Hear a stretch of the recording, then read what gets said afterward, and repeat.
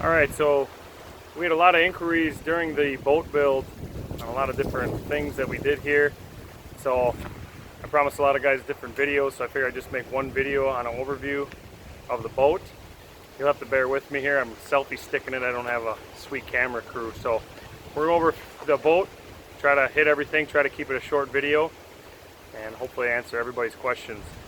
This was a custom built Marook boat there by Joe up there by Buffalo City, Cochran area in Wisconsin. He did an awesome job on the boat. It's about 21.5 feet by 72. It's a little bit longer with the pods. And he did build it to how we wanted it, and it turned out phenomenal. And then my friends and I built the rest of the items as far as the blind and everything else.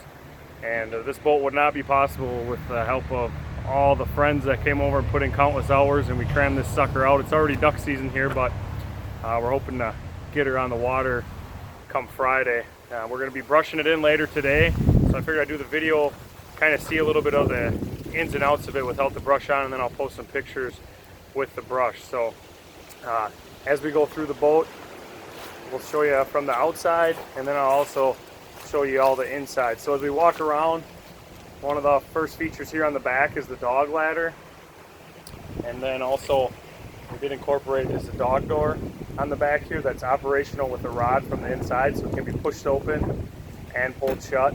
So that'll obviously get brushed in both sides, but the dog can stay in, poke her head out, and then when she comes out, she's got the ladder to go down, and then the ladder does fold up for towing and for driving on the lake. This rig is powered by 150 horse Optimax, and then we've also got the jack plate on there. We've got the cover on now, and we're going to brush that in today as well. We typically in the past we've made hard motor covers just like the blind, but the tunnel hull on this boat and the jack plate is kind of new to us, so we're not sure where the boat's where the motor is going to need to range as far as trim and jack plate. So for this year we're just going to run a soft cover, and then probably by next year we'll have a hard cover encompassing the whole motor that'll be on a hinge and everything, so we can work on the motor. So as we walk around the back, like I said, we got dual pods, tunnel hull. It's going to help us get into those shallow areas. And then the back is elevated for when you'll see when we're inside, you can sit and get underneath, get out of the rain. It keeps you, comfortable on the crappy days. So as we come on this side, I'll try to pan out here. The frame is 1/2-inch electrical conduit that's all welded, and then it is skun with 030 aluminum that's riveted to it. We do put weather stripping in between to kind of prevent rattling as we rivet it, so bouncing down the road, it's not a big deal, but when you're out driving or hitting rough waves and stuff, kind of takes care of a lot of that rattling. And then there's spots where there'll be seams and stuff, and we silicone all those just to kind of, again, prevent rattling or any sharp edges here. So we get to the front here. We did have Joe put on some nice handles for us, nice big handles, so you can get a couple hands in or one hand in. We've got the access ladder, so when we're driving, it's obviously not in the way of anything. It just comes undone with a bungee, and then comes down. So it comes down pretty far in the water, so it's easy to get in and out of. We're not all very athletic and in shape when we hunt. We're wearing waders, so we don't want to be hoisting ourselves up on the deck there. All right, so as we move inside here, I'm going to kind of show you else here. We got the drive light there, another big handle there. The drive light's a little offset due to the ladder, but not a big deal. It lights up very well. And then when we go to set out, this whole front deck gets a cattail mat over the top and over the drive light for complete concealment. Spare tire there. The trailer was custom made by Joe there at Marook Boats as well. He did an outstanding job. It's got surge brakes, swing away tongue. Really helps to fit in the garage. So this is the top view here. So when we have this brushed in, there is very good concealment. You can work birds right over the top of you. And then when it's time to shoot, you pop open the doors. But also when we're setting up, driving out, the doors are open. It gives you a lot of room to maneuver guys through and get decoys. We'll run about 100, 120 duck decoys and about 2 to 3 dozen goose decoys out of this boat right here with no problems. So as we go in here, front door opens, And then here is the driver door. So this is going to allow you to drive from the front, so you're not fooling around in the back. You can see what's going on. We'll open up all the doors here.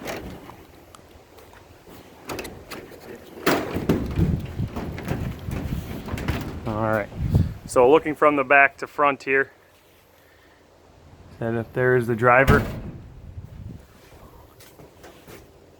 So here we've got the driver cockpit. Like we said, we don't want to be messing around way in the back, so we've got all the controls up front here. You can see here we've got GPS.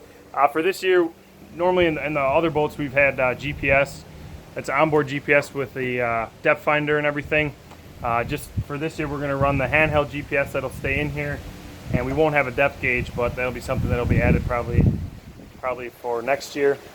We've got our whole switch panel here. We've got LED strip lights inside. We've got a drive light, and then we also run a spotlight, which we've got some mounts for here. So it can kind of be hands-free, but also allows you to turn it as you're driving. So, and then there's another mount right here for it a little closer in case you need to get in and out of the door. But that allows us to have the spotlight as well, and it can be taken out of there, and that just plugs into a cigarette lighter. Here we've got a fuel gauge, and then we've also got the phone holder for the Mercury 150. We've got the Vessel View app, which shows all the controls, all the gauges on my phone. So temp, trim, RPM, speed, it's all on the phone, so we don't have any other gauge cluster here. The controls for the jack plate are here as well, and then obviously your tilt, trim, and everything else you'd need up here. So as we sit in here now, this is our decoy storage. So as we go out here, I just put a few decoys in so you can see. We run a Texas rig, about a 5-foot lead. We've got a bar that goes across the whole top of the back of the blind here that they clip into. So we'll do bundles of like 10 or 12 ducks, drop them in, and then we'll set the next one on, and they're all clipped here. And then when we set out, the seats, they'll be like that for decoys, and then they'll go down, and then that's our seat to sit. And then we've got shelf space. I'm sorry if there's a glare here, but there's the onboard fuel tank. It's up front. It doubles as a step. The filler is on the outside there of the blind, and the fuel lines, everything are concealed and run down. But we've got ample shelf space here. My friends like to bring like a duffel bag full of all their supplies and about 6 boxes of shells, because we can't hit much, but we do shoot a decent amount. So like I said, ample seating here. Then when you're sitting down, the doors close, and then you look out, and then you just pop them open to stand up and shoot. And then the main part of the blind, the main reason why most of the people come hunting with us, is the 3-burner stove here. What we do have is we have dual propane tanks in the back that are hooked to a high pressure line, and it runs and it feeds the stove, but it also feeds 4 heaters that are not currently in here, but we have 5-foot hoses, pigtails, that go to the heater so they can be placed throughout the blind. So it's all piped into the 2 propane tanks, so stay very warm and get a full stomach. Even if there's not ducks flying, usually have a pretty good time. And then I'll show you the dog door from the inside. So you just push out, opens up, close it back up, and it pulls closed. So we've got back here, we've got the batteries, fire extinguisher, dual bilge pumps, oil tank.